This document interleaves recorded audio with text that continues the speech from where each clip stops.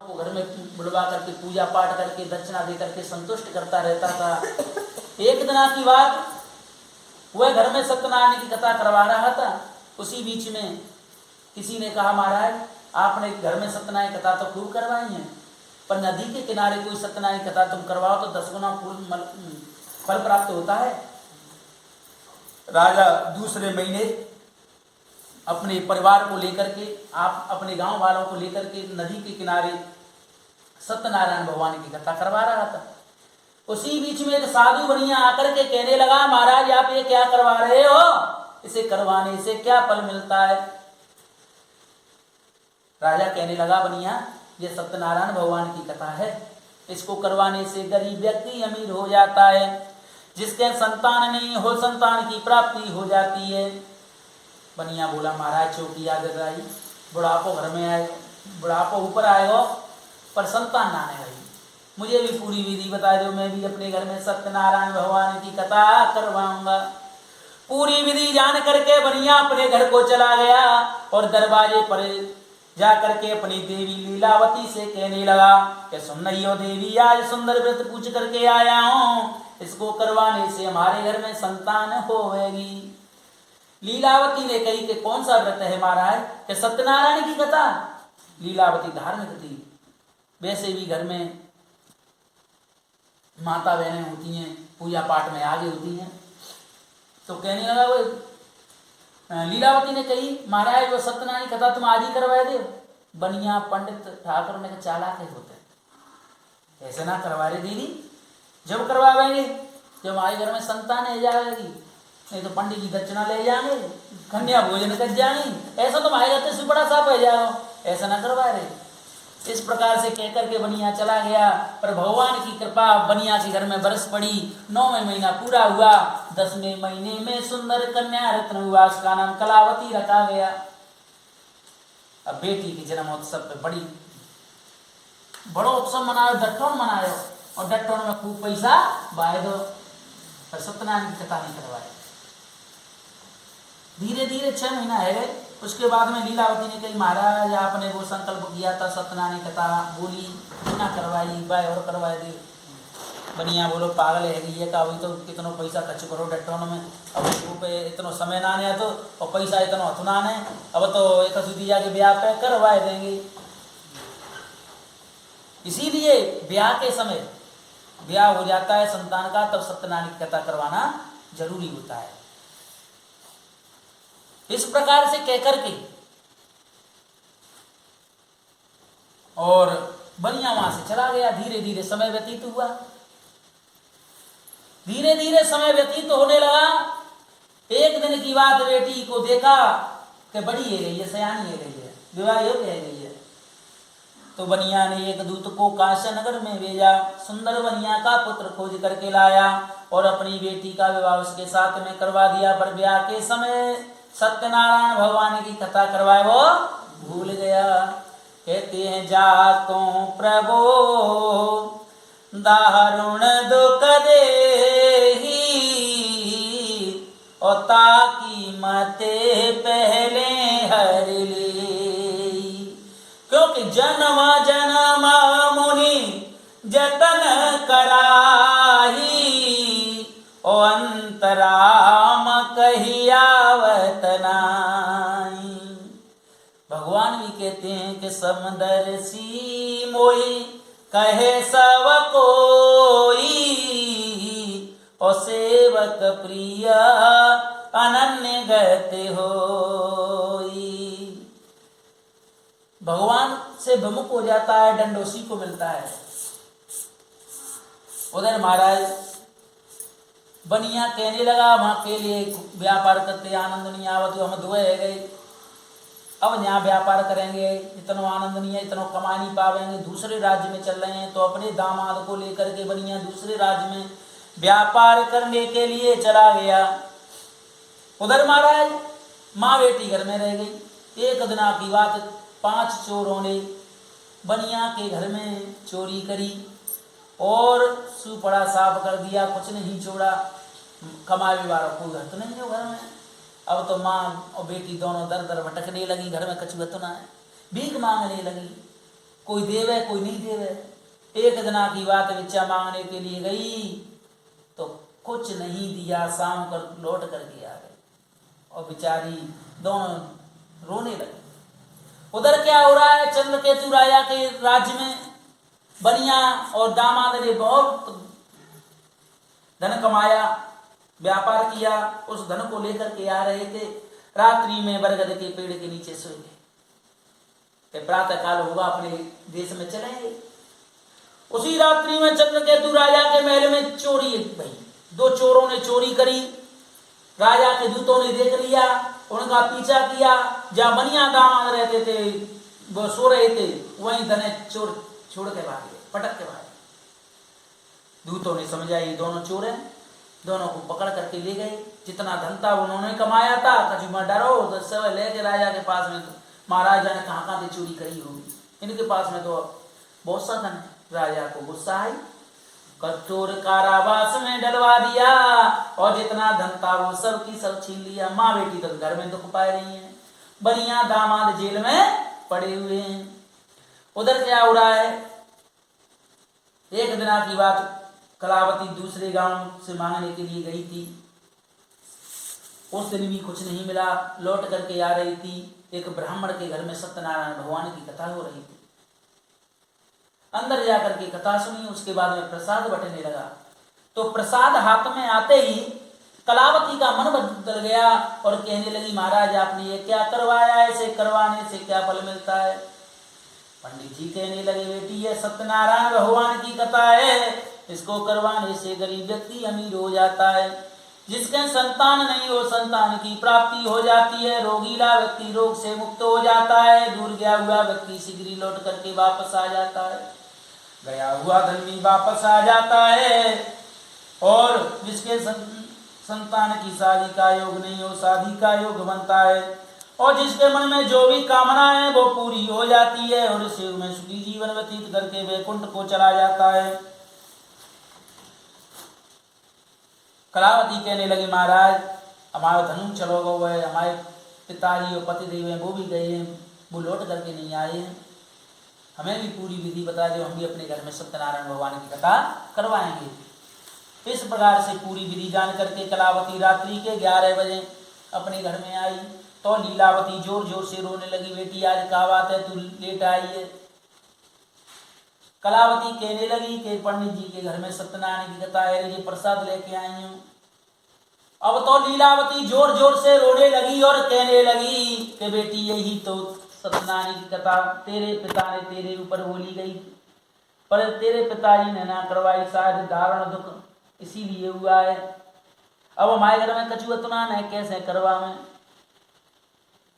अब तो सत्यनारायण की कथा एक दिन और भूखे रह लेंगे, पर कुछ आ जाएगा तो सत्यनारायण कथा जरूर करवाएंगे। इतना कह करके दोनों ने प्रसाद लिया और शयन किया, भगवान का नाम लेते ही। 2-4 दिन बाद कलावती अपने घर में झाड़ू लगा रही थी, एक चांदी को सिक्का मिल गो। चांदी के सिक्का को लेकर के विष्णु भगवान का प्रसाद जान करके और वह चांदी के सिक्का को बेच करके पूजन की सामग्री लेकर के आई। बंधु बांधवों को बुलवाया, पड़ोसियों को बुलवाया, गांव वालों को बुलवाया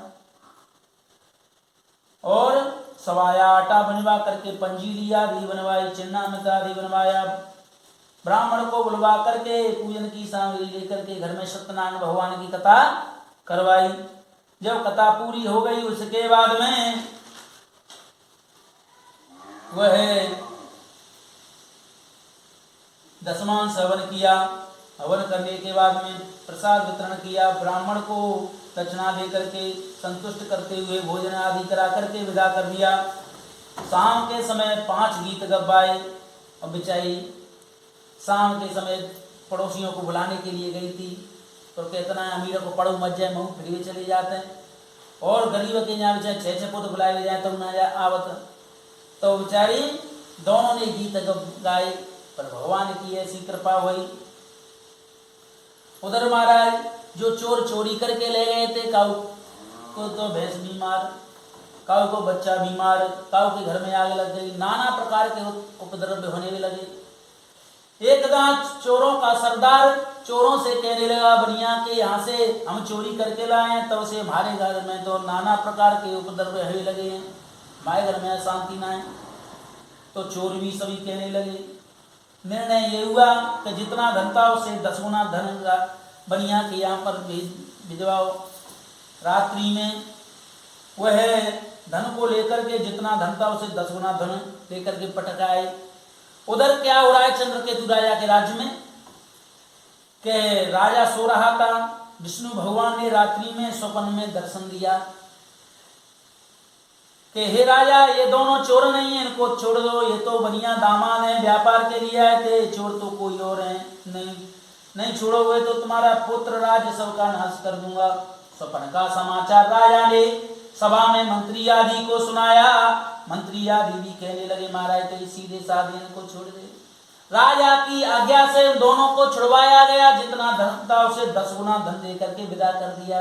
अब बनिया दामाद जा रहे हैं रास्ता में, दामाद जी कह रहे हैं बनिया थे ससुर जी जेल में तो गई पर आनंद आएगो, जितना कमायो ना बात 10 गुना मिलेगो। अब प्रसन्न है होते हुए जा रहे हैं, समुद्र के किनारे पहुंच गए, नाव थी, नाव में धन रख दिया, नाव छक बढ़ गई। विष्णु भगवान परीक्षा देने के लिए एक महात्मा का रूप धारण करके आ गए। महात्मा जी कहने लगे हे बनिया तेरी नाम में क्या रखा हुआ है? हंसते हुए बनिया कहने लगा महाराज तुम्हें धन लेने की इच्छा है, मेरे नाम में तो बेल पत्ते भरे हुए हैं। इतना कह करके संत महात्मा तो दूर चले गए। बनिया नहा धोने के लिए चला गया। जैसे ही नहा धो करके कपड़े पहन करके नाव के पास में आया, नाव ढकी हुई थी, वजन नहीं था, तो एकदम देखा कि पहले तो ये दब रही थी, कपड़ा उठा करके देखा तो बेल पत्ते। कंजूस बनिया, ऐसे तैसे धन मिलो वो चलो, अब तो छाती पीट पीट करके रोने लगा, मेरा धन नहीं मिला तो मैं मर जाऊंगा। दामाद जी कहने लगे हमें तो लगता है वह महात्मा जी की करतूत है। अब महात्मा जी खोजने लगे, दूर बैठे हुए महात्मा जी दिखे तो पैर पकड़ लिए और कहने लगे महाराज मेरी गलती है, माफ करो, मुझे धन दे दो नहीं तो मैं मर जाऊं। महात्मा जी कहने लगे भैया मैं तो धन लेके ना आयो, तेने शायद कोई और संकल्प करो पूर्व जन्म में, या पूर्व जन्म में करो हो, या तुम्हें पहले करो हो। अब सोच भी लगो ऐसा को मैं सब अरे करो तो सत्यनारायण कथा संतान के ऊपर, महाराज मैं ना करवाई में गलती है, माफ करो भैया मैं कछु ना कर सका, तो जाके उनकी कथा पूरी करवा दी, शायद भगवान माफ कर दें, जाके अपने नाम में देखे। तो जैसे ही बनिया लौट करके आया, नाम में देखा तो नाव छक भर गई। अब बनिया लगी फिर चलो या सट नाम में बैठ गया और दामाद को भी बैठा लिया और अपने नगर की ओर प्रस्थान करने लगे। बोलिए बांके बिहारी लाल की, बोलिए सत्यनारायण भगवान की। गोविंद मेरो है गोपाल मेरो है, गोविंद मेरो है गोपाल मेरो है, हो श्री बांके बिहारी नंदलाल मेरो है, श्री बांके बिहारी नंदलाल मेरो है, गोविंद मेरो है गोपाल मेरो है, गोविंद मेरो है गोपाल मेरो है, ओ श्री बांके बिहारी नंदलाल मेरो है, ओ श्री बांके बिहारी नंदलाल मेरो है। ओ मेरी भव सागर में नैया है, मेरी भव सागर में नैया है, प्रभु तुम बिन कौन खिवैया है, प्रभु तुम बिन कौन खिवैया है, गोविंद मेरो है गोपाल मेरो है, गोविंद मेरो है गोपाल मेरो है, ओ श्री बांके बिहारी नंदलाल मेरो है, श्री बांके बिहारी नंदलाल मेरो है।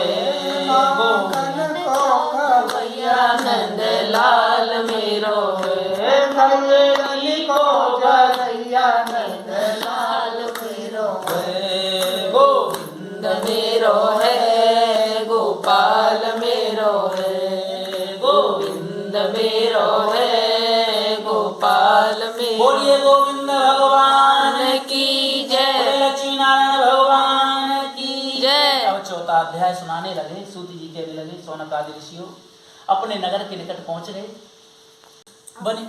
बनिया ने एक दूत से कह दिया कि घर जाके कह दो बनिया दामाद आए हैं, बहुत संभालो लाए। दूत ने घर जा करके देखा, लीलावती कलावती घर में सत्यनारायण कथा करवाया। तब तक समाचार मिल गया। लीलावती कहने लगी बेटी से, बेटी तू सत्यनारायण कथा पूरी करवा के आज ही तेरे पिताजी आए हैं, दामाद जी आए हैं, मैं स्वागत करेंगे। लीलावती तो वहां से चली गई। कलावती कहने लगे पंडित जी ने जल्दी कर दो, मैंने वो अपने पति देव ना दे के हाँ साल भर रह गई, मोटे है गए पता नहीं है। जल्दीबाजी में प्रसाद वो दक्षिणा खूब दे दी, पर प्रसाद खाए वो प्रसाद नहीं लिया। प्रसाद का त्याग देख करके विष्णु भगवान कलावती से रुष्ट हो। और दामाद जी कहने लगे कि सास आ गई हैं पर भी घरवाई नहाने आई। तो नाव में खड़े होकर के देखने लगे। तब तक हवा का झोंका आया, नाव सहित धन सहित दामाद को समुद्र में डुबो दिया। तो कलावती ने दूर से देखा कि मेरे पति डूब गए और मर गए, तो मैं क्या करूंगी, मैं भी इसमें सती हो जाऊंगी। जैसे डूबने के लिए तैयार हुई, बनिया ने अपनी बेटी को पकड़ लिया और कहते हैं कि दुख में सुमिरन सब करें और सुख में करे न कोई, और जो सुख में सुमिरन करे तो दुख काहे को हो। कांटो लग जाए तो हे भगवान मरेगो, कछु आपत्ति आ जाए तो भगवान याद आते हैं। ऐसे ही आपत्ति में बनिया कहने लगा, हे भगवान मोते का गलती है गई। तब आकाशवाणी हुई, ये बनिया तेरी बेटी घर में सत्यनारायण कथा हो रही थी, उसमें प्रसाद का त्याग करके आई। घर जाकर के प्रसाद खा करके आवे तो उसका पति नाव में बैठा हुआ मिलेगा। बनिया अपनी बेटी को घर लेकर के गया, द्वारा सत्यनारायण कथा करवाई, क्षमा याचना मांग करके प्रसाद खा करके जब जैसे ही समुद्र के किनारे आए तो देखते हैं बनिया का दामाद जी का अपने दामाद का स्वागत किया, धन को लेकर के अपने नगर में आए। और हर पूर्णवासी को बनिया अपने घर में सत्यनारायण भगवान की कथा करवाने लगा और इस युग में सुखी जीवन व्यतीत करके वैकुंठ को चला गया। बोले विष्णु भगवान की, बोले लक्ष्मी नारायण भगवान की। 5वां अध्याय सुनाने लगे। सूत जी कहने लगे, शौनक आदि ऋषियों एक प्रजा पालन में लीन तुंगध्वज नाम का राजा था, बड़ा ही सत्यवादी था, खूब पूजा पाठ